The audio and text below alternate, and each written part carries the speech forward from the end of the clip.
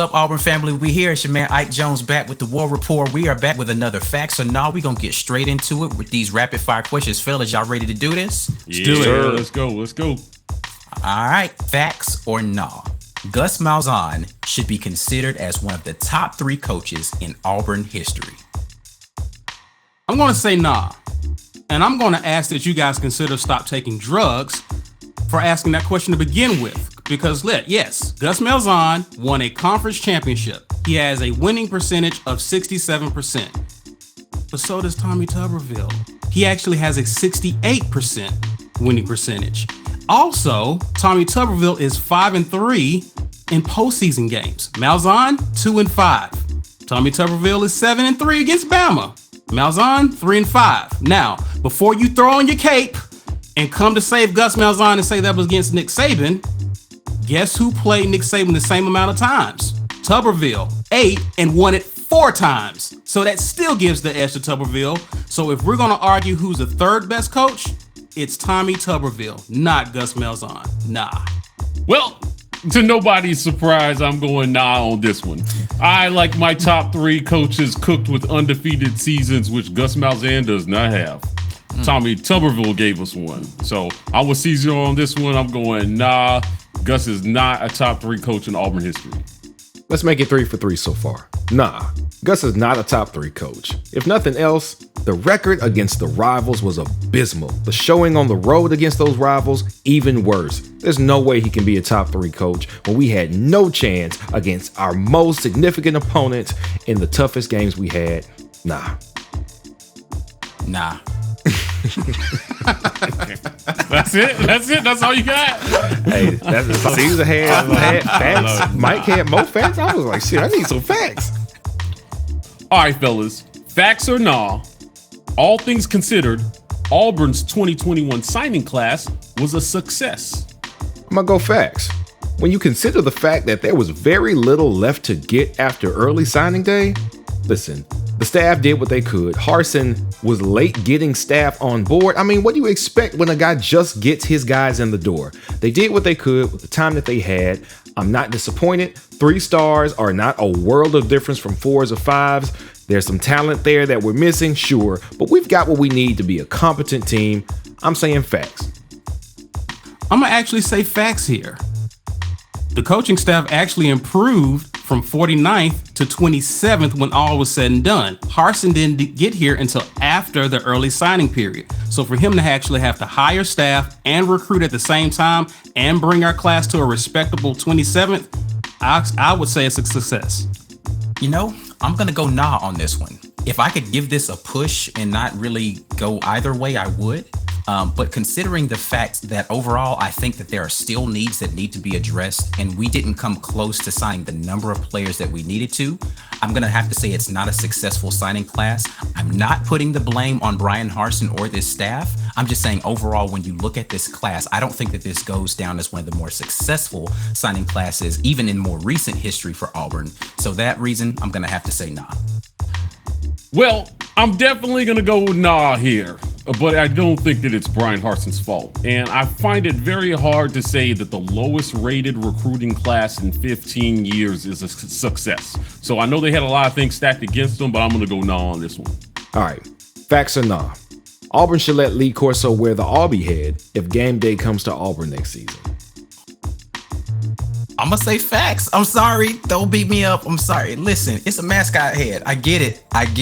You know, tradition and all. Listen, man, it's a mascot head. It's okay to let him wear the mascot head. I understand all the reasonings that other people give about this. I'm just not that connected to the mascot head as maybe some other people might be, and the reasons that they have. Yeah, let him wear it. I'm going facts on this one. Throw this tradition in the bucket with all the people who don't want to change the uniforms and don't want to do anything new since like 1945. Let's get some new blood. Let's get some fresh ideas. Let's get some fresh energy here and just let Corso wear the damn Aubie head. Facts. Well, I'm just going to say nah here, and not for the obvious reasons of tradition. It's because I'm petty. And Lee Corso is in his feelings. And just because he's in his feelings, and as much as I would like to see him wear the Aubie head, I'm petty. So no, Lee Corso, you will die not wearing the Aubie head. War Eagle. I support this. Actually, nah. You know why? I think I was maybe a junior at Auburn when I watched Auburn beat Tennessee for the second time in the SEC championship game. And I saw Lee Corso explain away our victory as, oh, they didn't look so impressive beating Tennessee. It should definitely be Oklahoma playing USC in the national championship game. No, Lee Corso, you don't get to talk down on our names. We earned the right to play in that game, and we would have beat USC. You don't get to wear it. Aubie's a dude. You can't wear people's heads. Nah. Facts or nah, at least one member of this year's 2021 signing class will be a starter by the end of next season. Oh, that's facts. We got plenty of holes to be filled, and we got a lot of guys, even though they're not highly touted. The thing about threes and low fours is that they're used to having to work their way up the chain. And I expect some hard workers. I expect we now have a head coach and a system that doesn't allow any favoritism to take place. We're going to have somebody that climbs the depth charts and gets into the starting rotation before the end of the season. Facts. Oh, this is stone cold facts, baby. Ain't no other way to say that. We're going to definitely have one of these freshmen in here doing big things this season. I actually think it's going to be along the defensive line. Lee Hunter, I'm looking at you. If for no other reason, injury is going to allow one of these freshmen to come in as a starter. So I'm going facts. I'm going facts on this one. And y'all already know who it is. It's Demetrius Davis, baby. I got a stat for you. Bo Nix is the worst quarterback in the SEC in completion percentage when under no pressure at 64.4%. That's not irreplaceable production. So I'm going facts. Demetrius Davis will be starting before the end of the season.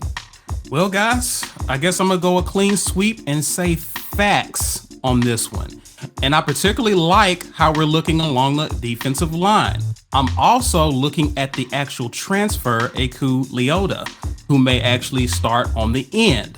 He was actually had more sacks last year than anyone on Auburn's team in this past year. So I expect for him to get some significant playing time. And who knows, he may earn a starting spot by year's end. Facts here.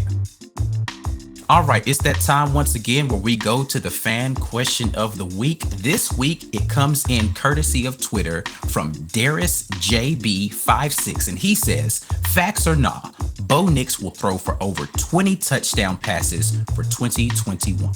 Fellas, what are we thinking? I'm gonna go nah on this one, fellas. What did I just say? I just got through telling y'all that he's the most inaccurate quarterback in the SEC when under absolutely no pressure. He only threw 12 touchdowns to 4 interceptions with under no pressure last season. I do not expect him to be starting by the end of the season anyway, so I'm going nah on this one. No way he throws for 20 touchdowns. Oh, man. I'm on the spot. You know what? I'm going to say facts. And the reason I'm going to say facts is because something that Ike brought up when we had our talk last week with JG Tate, which was Bo's just ahead of the curve when it comes to being in college and playing the college game. I think there's enough utilization as a college quarterback to get him the starting spot, and I expect we now have a coach that will not let him make the same mistakes he made before. I'm not saying he'll be outstanding this season, but I'm saying Davis mostly gets secondary duty and Bo stays in enough and is productive enough to cross 20 touchdowns in 2021. Did you hear what I just said? Begrudgingly, I'm going to say facts here. In his freshman year, with all of our red zone struggles, Bo Nix actually had 16 touchdowns thrown. So you're telling me that Bobo and Harsin can't correct a few things in the red zone and become more efficient and he not get 20? I am going to say facts here. He actually gets 21 touchdowns thrown. He actually goes over just barely, but it will be an improvement over what he's done the past 2 years, much to Mike G's dismay. It's Bo Nix, baby. Facts, Mike. Yeah, I know. You're going to be the only one out here. Listen, I've been saying this for the past few episodes. I think Bo Nix is going to be the starter this season. I think the cupcake games, he's going to throw a couple of touchdowns in those early. I think he's going to get at least another 10 to 12 in SEC play. And then he's going to break over that hump in the last cupcake game and then throw one more in the Iron Bowl. And he's going to end up around 22, 23 touchdowns this season. That is going to be a fact. All right, that was another edition of Facts or Nah. Listen, we want to hear your opinions right down there in the comments section. We also want to hear your opinions on your Facts or Nah, so we want you to tweet at us at The War Rapport, #Facts or Nah, and that might show up right here in this segment on next week. Outside of that, we want to make sure that you're following us on all social media. Click like and subscribe right here on the YouTube. Make sure you hit the notification bell so you know when we're going live. We've got memberships available if you're already tuning in to us. Hey, you know what I'm saying? Go ahead and join that membership thing. Anyway, we're on social media at The War Rapport on Facebook, Instagram, and Twitter. Or you can find us on TikTok at TW Rapport. That's it for this edition. Until next time, Warrior. Warrior.